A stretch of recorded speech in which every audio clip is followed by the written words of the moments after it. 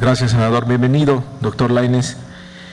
Nos pide usted en su presentación, me parece de manera muy adecuada, que analicemos su perfil a partir de sus actos como servidor público, si se ajustó o no a la ley, no si trabajó bajo tal o cual gobierno o persona.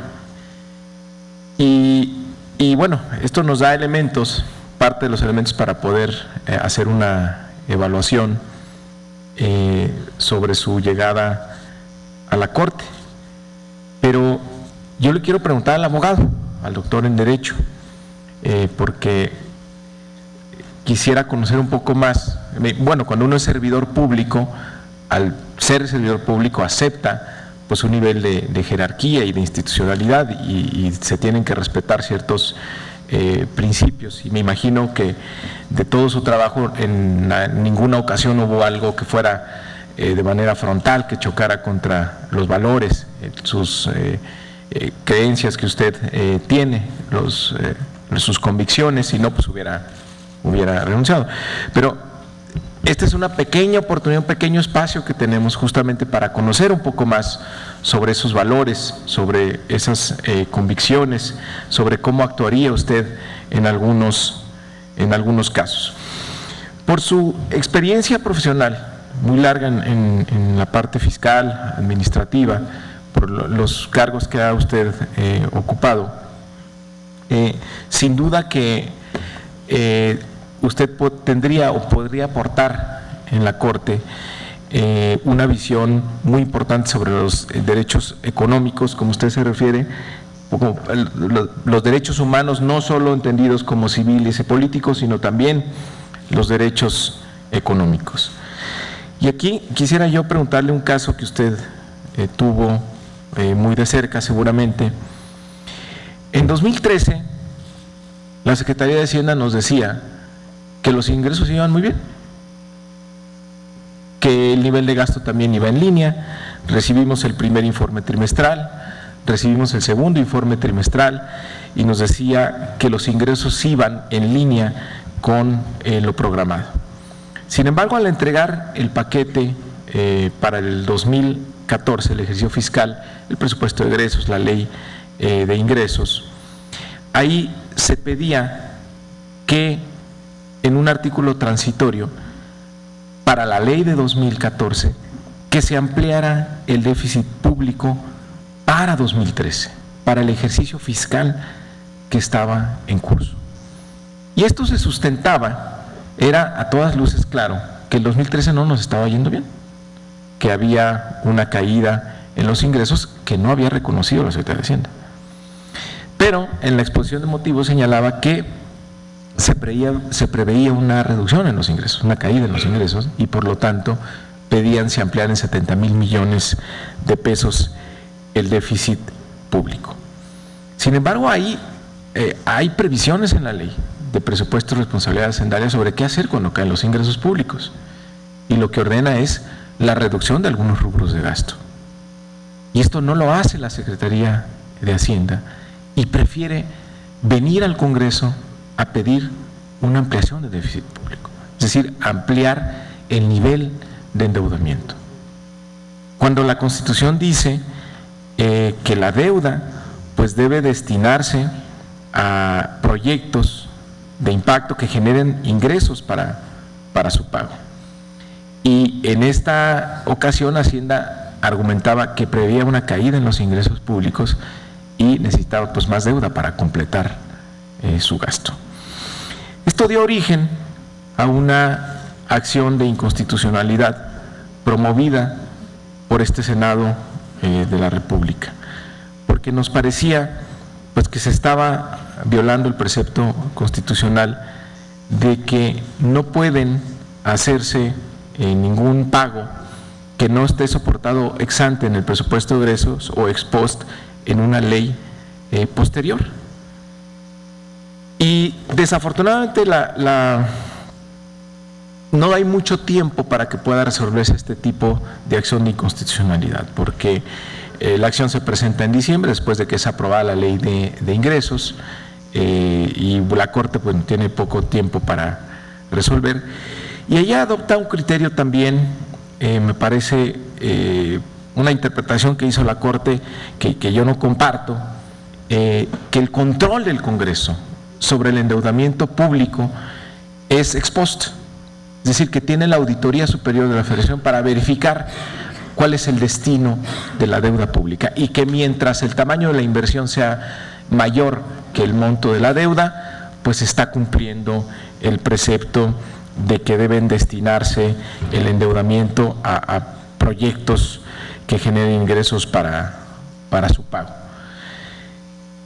A mí me parece que el limitar el control del Congreso a una situación ex post, en lugar de también incluir ex ante, es decir, de cuánto debe ser el endeudamiento, pues vulnera de manera grave el principio de división de poderes, porque el diseño institucional que tenemos en nuestro país de división de poderes, pues establece claramente que son los representantes del pueblo, la Cámara de Diputados, quienes fijan los impuestos y también quienes determinan el gasto, y que el Congreso es quien determina el nivel de endeudamiento con algunas restricciones para el Ejecutivo. Pero este mecanismo de venir al final del ejercicio fiscal a pedir una ampliación del endeudamiento, pues pone en entredicho, bueno, ¿qué caso tiene que perdamos tanto tiempo en la discusión del presupuesto, de los ingresos, de la deuda, si al final del ejercicio puede venir el Ejecutivo a que le firmemos la cuenta de finalmente cuánto se gastó? Entonces vulnera este equilibrio que pretende tener nuestra Constitución, de que el Ejecutivo no pueda abusar de los ingresos y de los gastos, y que sean los representantes del pueblo quienes decidan sobre esto. Vuelve ahora en 2015, ahora a repetirse otra vez, violando también el principio de anualidad del presupuesto de ingresos y de la ley de ingresos. Nuevamente modifica para 2016. En la ley de ingresos de 2016 hay un artículo transitorio que modifica la composición del déficit público para este 2015, a 60 días de que termine el ejercicio fiscal. Se mete una enorme discrecionalidad en el Ejecutivo en el manejo de la deuda. ¿Por qué? Pues endeuda lo que quiere y para lo que quiere. Finalmente viene aquí, al final del ejercicio presupuestal, a que el Congreso le legalice lo que ya se gastó. Entonces, a mí me gustó la ponencia que ustedes hacen aquí ante el Pleno respecto de la división de poderes, pero sobre todo respecto de lo que usted dice, los derechos humanos de las personas, incluyendo también la parte económica. Ahora, ¿quién soporta la deuda? ¿Quién tiene que pagar la deuda? Pues son los ciudadanos. Y me parece que estos ingresos, para soportar ciertos gastos no autorizados, pues implican una carga fiscal mayor para los ciudadanos y que ya no guarda ahí los principios de que sean de manera equitativa, porque parece que es ya establecer una carga fiscal injusta porque no se hizo dentro de los procedimientos y que puede ser esto una contribución al gasto público ruinosa, excesiva y confiscatoria de lo que establece la Constitución. O sea, finalmente esta ampliación del déficit público pues es una carga fiscal para los ciudadanos. ¿Qué hubiera hecho? Entiendo el papel que usted jugó como procurador fiscal. Seguramente estuvo muy cerca de la Consejería Jurídica en esta controversia, debe conocer usted muy bien el caso, y entiendo la actuación que usted tuvo como funcionario público. Quisiera saber, le pregunto al abogado en Derecho, le pregunto al doctor, ¿usted qué hubiera hecho si hubiera estado en la Corte? Si hubiera dado esta respuesta, me parece tan limitativa de lo que supone la Constitución, o hubiera entrado un poco más a fondo en el tema de cómo garantizar esta división de poderes y acotar esta discrecionalidad del Ejecutivo para que no se vuelva ya pues un mecanismo de simulación, la ley de ingresos y el presupuesto de ingresos cada año, donde de 4 que presentan van 2 veces que modifican al final del ejercicio una ley de ingresos vigente. Y otra consideración, quisiera escuchar su opinión en el caso de la consulta popular. En la reforma al artículo 27 constitucional hubo una interpretación por parte del Congreso, de quienes aprobaron esta reforma energética, pues una gran trampa. Es decir, encerrar el tema de la reforma energética en un asunto fiscal. Dice el artículo 27 constitucional, con el propósito de obtener ingresos para el Estado. Y esa redacción es clave para que fuera rechazada la consulta popular. Se requiere un esfuerzo de imaginación muy grande pensar que la contribución del sector energético en nuestro país es exclusivamente fiscal. Ahí tendríamos que aceptar, por ejemplo, que la expropiación petrolera que hizo el presidente Cárdenas fue una reforma fiscal. Es decir, que el sector de hidrocarburos energéticos solo tiene una dimensión en el país, que es la fiscal, ignorando que es un asunto de seguridad nacional, que es un asunto clave para nuestro futuro, que tiene grandes implicaciones geopolíticas, no solo en México, sino en el resto del mundo, y es ignorar la gran contribución que ha tenido el sector a la vida de este país. Si pensar que el petróleo es exclusivamente una fuente de alimentación de la caja del gobierno. Y esa es la argumentación para que los ciudadanos no puedan ejercer estos nuevos derechos humanos, los derechos a la participación política, en decisiones políticas fundamentales. Sí, como si esto no hubiera sido una decisión política fundamental, asunto trascendental, como dice en la Constitución, y no se puedan ejercer esos derechos humanos. Entonces, ¿cómo vamos en nuestro país en una evolución donde prevalezcan los derechos humanos sobre todas las cosas? Porque aquí prevaleció la caja de Hacienda sobre la posibilidad de que hubiera una consulta popular en el caso de la reforma energética. Entiendo el papel que usted jugó del lado del gobierno y era su responsabilidad, pero ¿qué hubiera hecho como ministro de la Corte? Porque ya sabemos cómo resolvió la Corte, y aunque no dudamos que usted pueda, o yo le doy el beneficio de la duda, que pueda actuar conforme a sus principios, a sus convicciones, a su profesionalismo y con mucha independencia, si tenemos un pensamiento dominante, si tenemos miembros de la Corte que tengan pues una misma manera de pensar en asuntos estratégicos que puede llevar a la ampliación de los derechos humanos, específicamente los derechos económicos, ante desde mi punto de vista, ahí sí, abusos por parte de la autoridad en materia fiscal. Uno, circunscribir el tema energético a un asunto fiscal, que me parece incluso hasta de caricatura, y la otra es que también ocultar una enorme discrecionalidad en el ejercicio de la deuda. Entonces, ¿cómo garantizamos los derechos humanos de los mexicanos ahí, los derechos económicos? ¿Qué interpretación le hubiera dado usted en estos casos, que son ya casos juzgados, a partir de su experiencia?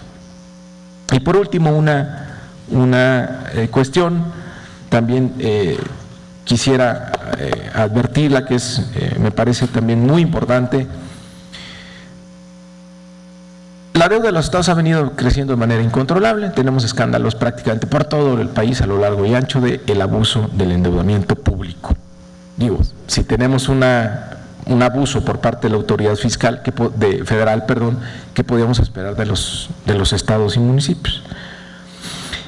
Uno de los propósitos de la reforma constitucional al 73 y al 117 fue tratar de controlar esos excesos. Yo creo que esa reforma fue contraproducente, pero una de las cosas salvables que tiene es tratar de acotar lo que pasa en los cambios de gobierno.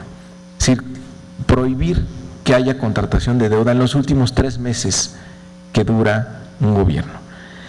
Y en el estado de Colima, a menos de 2 meses de que terminara el gobierno, el pasado 1 de diciembre, hubo la contratación de un crédito por 638 millones de pesos con Banco Interacciones, que caía dentro de este plazo. se ha dicho, no, es que como no hay una ley reglamentaria, entonces no es válida todavía, no es vigente esa disposición constitucional. A mí me parece que eso es equivocado. Y posteriormente, pues el Congreso de Colima, a unos días de que terminara ese gobierno, esa legislatura, pues regulariza ese crédito y además le incrementa pues unos cuantos cientos de millones de pesos más para prácticamente duplicar de un día a otro la deuda histórica del Estado de Colima. Es cierto que está pendiente la ley reglamentaria, pero no sé si desde su punto de vista esta situación es suficiente justificación para admitir una serie de acciones de franca violación al espíritu de la reforma y de las disposiciones constitucionales que entraron en vigor con la misma. Y la otra, dentro del nuevo, y esto es lo que más me interesa a mí de su posición, en el nuevo paradigma de los derechos humanos y de la protección de los derechos económicos, de los derechos colectivos, ¿cuál debe ser el papel de los jueces para proteger a los ciudadanos que son los destinatarios del gasto público y contribuyentes de la hacienda pública ante este tipo de arbitrariedades? Porque es evidente que el aval de un Congreso local no puede considerarse legitimador de violaciones a los principios fundamentales de la función financiera del Estado en el 134, contenidos en el 134 constitucional. Entonces le pregunto al abogado con 25 años de experiencia en materia fiscal y administrativa, no tenemos elementos suficientes para evaluarlo desde su actuación pública. Este es el único espacio para conocer sobre sus valores, sobre sus convicciones y sobre el criterio cómo hubiera resuelto usted estos casos de haber estado en la Corte, si en favor de la expansión de los derechos humanos y económicos o en favor pues de proteger la discrecionalidad y el abuso de los dineros públicos por parte del Ejecutivo. Por favor, si es tan amable de contestar, doctor Lainez. Gracias. Gracias, senador Mario Delgado. Agradezco particularmente su primer pregunta, senador, porque eso me da la oportunidad, con un ejemplo muy concreto, ahora que hemos estado discutiendo de cuál es el rol de un abogado al servicio del Estado y la manera en que debe de cumplir ese rol. Efectivamente, como usted señala, ha avanzado ya el ejercicio fiscal en cuanto a esta solicitud de déficit y una vez decidido por las áreas técnicas, yo soy abogado, que se requería incrementar el déficit, insisto, yo soy abogado, no tengo otras competencias en ese rubro. Se preguntó cuál era la manera de hacerlo. Y un primer estudio apuntaba a que quizás vía reglamentaria pudiera introducirse un precepto en el que se interpretara la definición de déficit público que está en la ley de presupuesto, en el reglamento de la ley de presupuesto y contabilidad de gasto público. Ahí tenemos un margen. Y lo que determinó la Procuraduría Fiscal de la Federación fue que esto requería ir ante el Congreso de la Unión. Así fuera en la etapa en que estuviéramos, porque el Congreso de la Unión es el que autoriza el déficit. Es decir, me parece a mí que me gusta ese ejemplo, senador, porque precisamente cuando hablo 2 o 3 veces que he dicho encauzar y reencauzar, pues precisamente el dictamen jurídico de la Procuraduría entonces a mi cargo fue: hay que ir al Congreso. Claro, el Congreso va a decir, bueno, pues qué malos economistas o financieros porque se equivocaron en los cálculos, quizá, no sé, pero el dictamen fue ese y afortunadamente se siguió ese paso. Yo puedo entender, senador, yo puedo entender que usted me diga, no, pero pues como vienen al Congreso a que yo te apruebe un endeudamiento, faltando poco para el final del ejercicio. Sin embargo, constitucionalmente corresponde a la al Congreso de la Unión aprobar la deuda en la ley de ingresos. Al ser una ley, la ley puede reformarse únicamente por el Congreso de la Unión. Y es así que el Ejecutivo Federal, a través de la Secretaría, ocurrió ante el Congreso. Ese es un ejemplo de respeto al orden constitucional y respeto a la legalidad. Me dice usted de la acción de inconstitucionalidad. Efectivamente, senador, sí conozco la acción de inconstitucionalidad que después fue promovida por el Congreso. Y también me llama la atención porque hace un momento miembros de alguna organización o de la sociedad civil preguntaban cómo no convertir a la Suprema Corte en un superpoder. Finalmente, la autorización del déficit de la deuda, se otorga por el legislativo a través de la ley de ingresos. Yo puedo compartir con usted, senador, si no es correcta la manera en que se autoriza por este Congreso ese endeudamiento, lo que hay que modificar, senador, es la ley de ingresos, es decir, es los requisitos que se requerirían para que este Congreso autorice la deuda al Ejecutivo.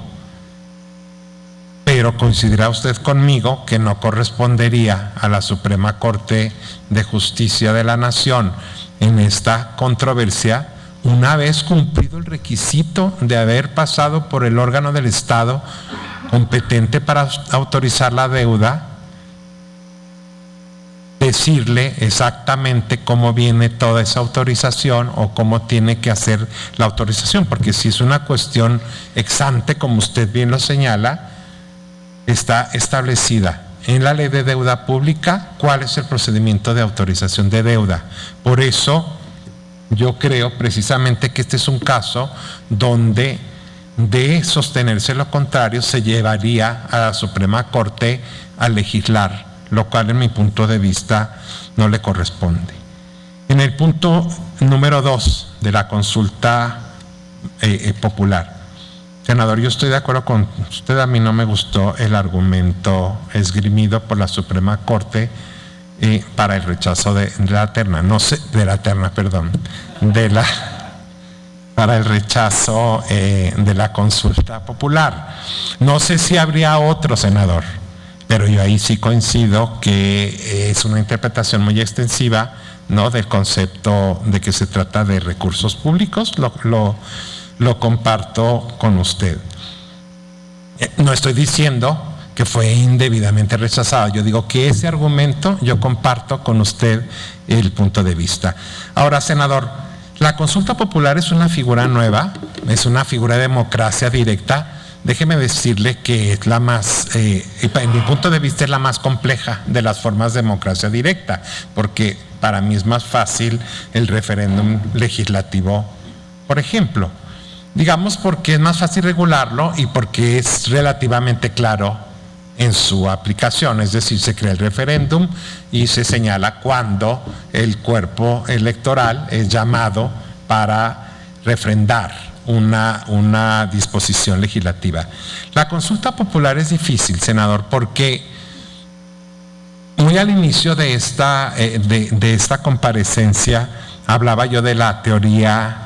O sea, ¿cuál es la diferencia entre la norma de derecho en relación con la norma social o con la norma religiosa, con la norma moral? Es decir, y sin querer ser extremadamente técnico o académico en este punto, describía yo que entendemos en el derecho como teoría de la norma. ¿Cómo se conceptualiza una norma? Decía yo, tiene un componente original y tiene una consecuencia. La función jurisdiccional, senador, consiste en que en un caso de conflicto se analiza precisamente la norma de derecho a la luz de eso. La consulta popular no es lo que se somete a consideración de la Corte, no es una norma de derecho, es una pregunta.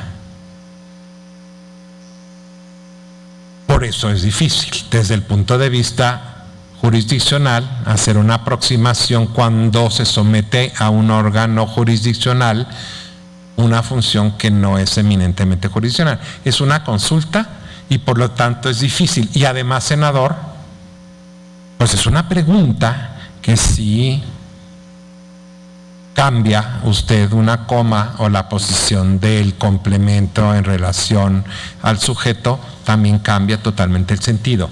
No estoy diciendo con eso que no va la Suprema Corte de Justicia nunca a atender una consulta popular. Bueno, finalmente ya le corresponde el requisito de procedibilidad, si es constitucional o no.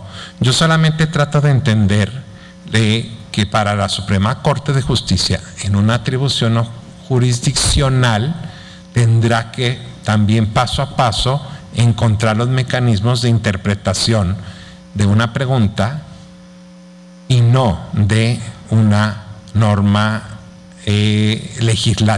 una norma de derecho en sentido estricto. Por lo demás, insisto, yo creo que el argumento a mí tampoco me gustó.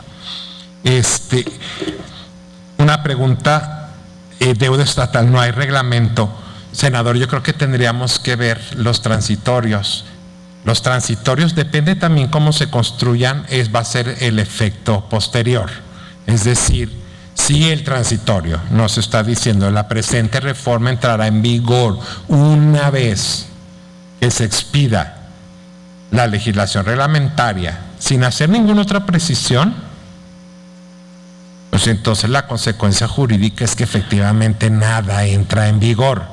Si en cambio se dice el presente decreto entrará en vigor al día siguiente de su publicación, coma con las precisiones siguientes. Y entonces ahí viene la precisión de lo que entra en vigor o no. El punto que usted señala es muy, muy interesante, pero yo creo que tendríamos que analizarlo a la luz de exactamente qué dijo el transitorio. Usted, más que yo, conoce cómo se van estructurando esos transitorios y cómo cuando a veces decimos nada entra en vigor hasta que se apruebe como el sistema penal acusatorio. Pues fue un caso, yo tuve también una duda, lo interpreté con el principio pro persona, espero, cuando se establece el sistema penal acusatorio y ya se establece en la Constitución una limitación para la prisión preventiva de máximo de 10 años, que ya está a nivel constitucional. Y ahí sí, siendo procurador, me surgió la duda. Yo sí respeté ese precepto como si hubiera entrado en vigor. Pero le reconozco que había la duda porque el régimen transitorio pareciera que enviaba toda la nueva legislación constitucional hacia o hasta que entrara el régimen nuevo, siendo un derecho humano o una garantía. Pues yo considero que esa parte ya entró en vigor. Entonces sí tendríamos que ver eso. Perdón, senador, la última pregunta. Muchas gracias. Senador. Bueno, sí, sin duda que en el tema del déficit público, pues al pasar por el Congreso, pues se legitima todo. Digamos, ahí se pone en duda el principio de anualidad del presupuesto de egresos, de la ley de ingresos. Yo creo que se viola el principio de que no puede hacerse pago alguno que no esté soportado ex ante en el presupuesto.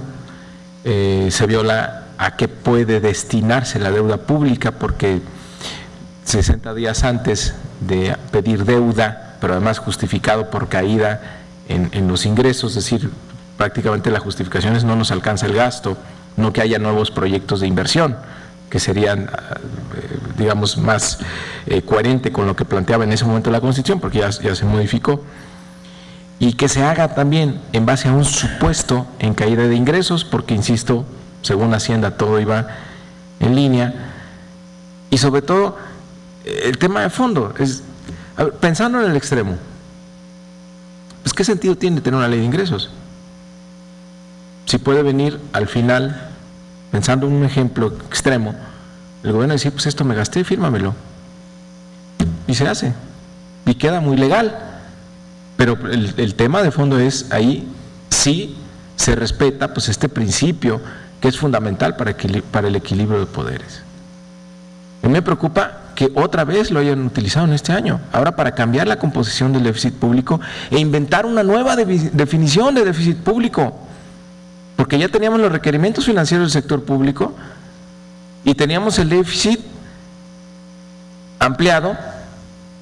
Y ahora, dentro del déficit ampliado que incluía la inversión de Pemex y CFE, se incluyen los proyectos estratégicos. ¿Cuáles son los proyectos estratégicos distintos de CFE y de Pemex? Que son proyectos entonces que ejecuta alguna secretaría. Entonces, ¿cuál es la diferencia con el déficit tradicional? Entonces, nuevamente, al final del ejercicio, ahora una nueva composición del déficit público del ejercicio fiscal en curso, cuando le había pedido hace un año al Congreso otra composición del déficit. Es una enorme discrecionalidad.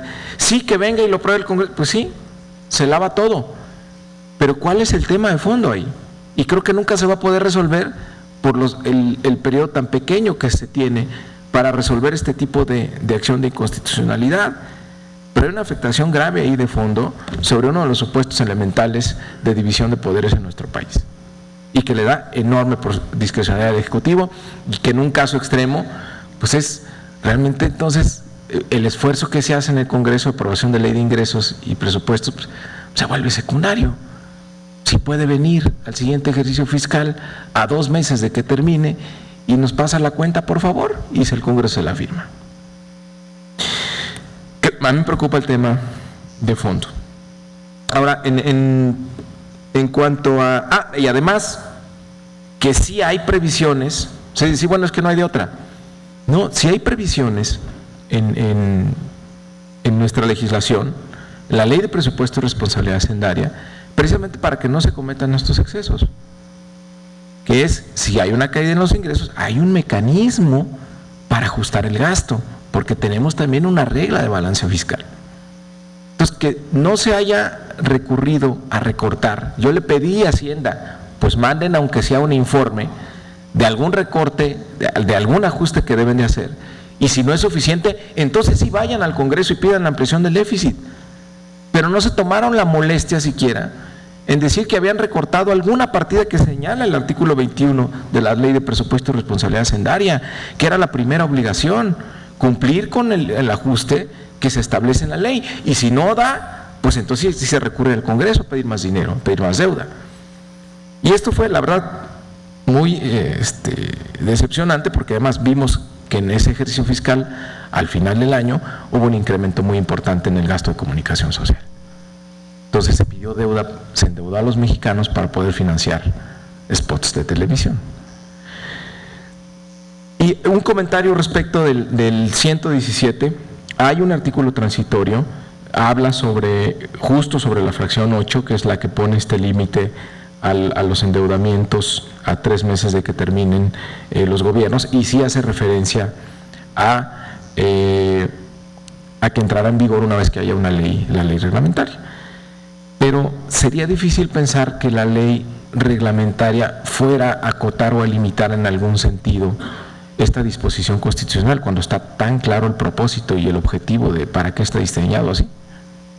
Entonces sería difícil pensar que en la ley secundaria haya un tipo de restricción que dijéramos, híjole, sí tenemos que interpretarlo de manera distinta. Es que no se contrate deuda durante los últimos 3 meses y ya está vigente el proceso constitucional. Entonces ahí interpretarlo, es que como no hay una ley secundaria, pues no sé, creo que debería prevalecer el criterio de que ya hay un texto constitucional vigente, y como usted señala un ejemplo, usted actuó como si ya estuviera vigente en el caso que usted nos expuso. Pero dejar que pase este endeudamiento, pues me parece, y a todas luces, en contra de lo que dice la Constitución, me parecería gravoso para los habitantes del estado de Colima. Hay un amparo que se interpuso para evitar de que pues se viole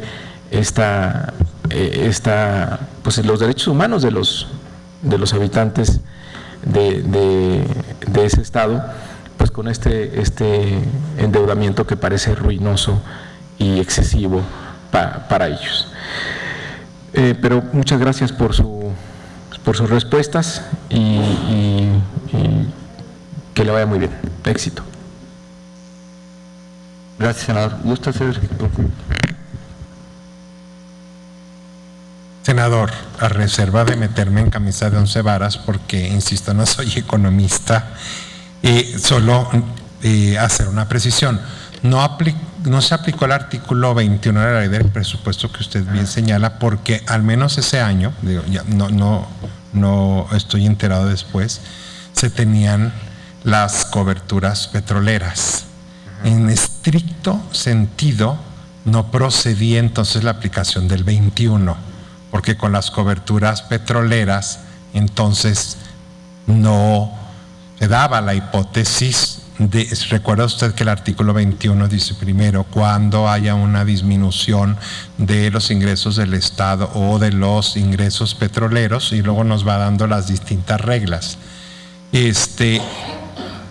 Porque lo discutimos, si lo discutimos, dijimos, bueno, pues el 21.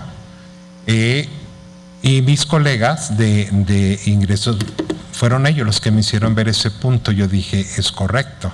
En estricto sentido, para eso son las coberturas petroleras. Y si la cobertura petrolera está cubriendo jurídicamente, también es cuestionable, o también era muy cuestionable, utilizar el artículo 21.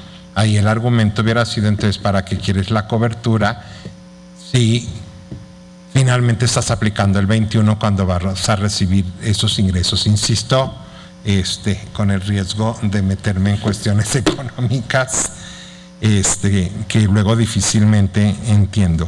Lo del transitorio, senador, si le parece, no está cerrado el debate. Es un tema muy, muy interesante. En el otro caso no batallé porque era pro persona, es decir, era una garantía como la prisión preventiva, entonces lógicamente una garantía del inculpado, y lógicamente es muy fácil decir aplíquese, sobre todo que es en beneficio del ciudadano. Estas disposiciones, como usted sabe, son de estricto derecho, pero me parece un punto bien interesante. Si le parece, no cerramos este debate o este punto jurídico, porque me parece muy interesante. Gracias, senador. Gracias. Sí, por favor.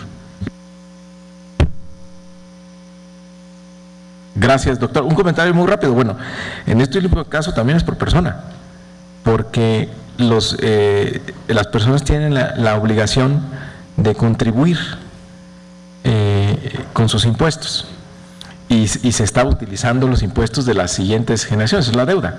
La deuda de hoy son los impuestos del mañana. Y también dice, bueno, la carga fiscal pues es una quita al patrimonio personal o corporativo para contribuir al gasto público, y se supone que debe ser de manera legal, proporcional, equitativa y en general justa. Entonces, cuando se hace de esta manera, pues creo que se pone también, creo que hay un tema de derechos económicos, derechos humanos. También creo que tiene una interpretación pro persona, y creo que es el punto de vista que usted podría enriquecer en la Corte, justamente, que este tipo de asuntos fiscales, financieros, se viera la parte que tiene que ver con los derechos humanos, derechos económicos pro persona.